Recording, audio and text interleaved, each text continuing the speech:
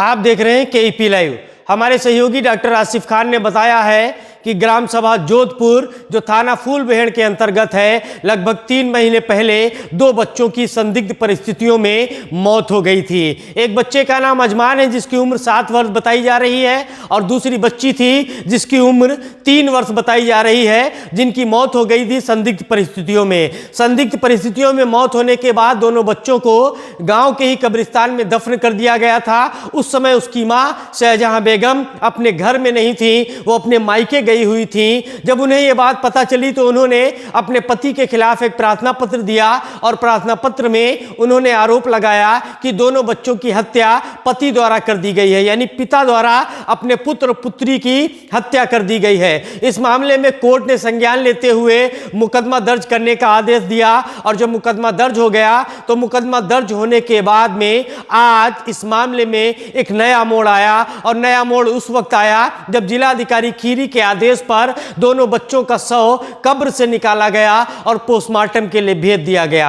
अगर महिला शाहजहां बेगम की बात सुने तो शाहजहां बेगम का यह कहना है हमारे पति कलामुद्दीन का किसी अन्य महिला के साथ में संबंध है, जिसकी वजह से वो शाहजहां बेगम को साथ में नहीं रखना चाहते हैं, जिसकी वजह से आए दिन झगड़ा होता रहता है। झगड़े की बुनियाद पर लगभग 4 महीने पहले उन्होंने अपनी पत्नी को मार पीट कर घर से भगा दिया था।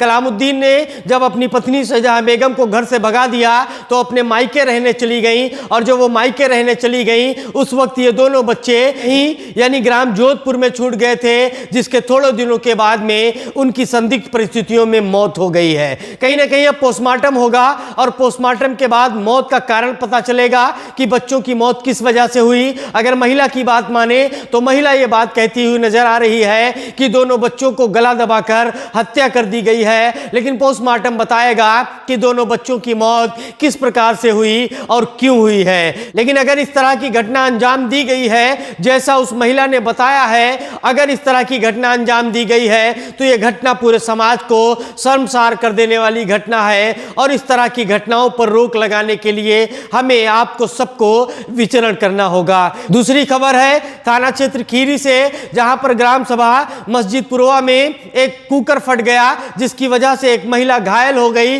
रात के 8 बजे की यह घटना है। उस वक्त जब खाना बन रहा था तो खाना बनाते समय कुकर उस वक्त फट गया जिस वक्त यह गैस चूल्हे के ऊपर रखा हुआ था और जब कुकर फटा तो उसमें मलका बेगम पत्नी जहूर अहमद को चोटें आई हैं। इसके अलावा जो किचन था, किचन की छत भी क्षतिग्रस्त हुई है, उसकी दीवारें भी क्षतिग्रस्त हो गई हैं। का इतनी तेज हुआ कि देखते ही देखते गांव के तमाम लोग मौके पर इकट्ठा हो गए। हमारे इस वीडियो को ज्यादा से ज्यादा लोगों तक पहुंचाने के लिए शेयर करें, लाइक करें, हमारे चैनल को सब्सक्राइब करें और अपनी कीमती राय कमेंट बॉक्स में देना ना भूलें। बहुत बहुत धन्यवाद।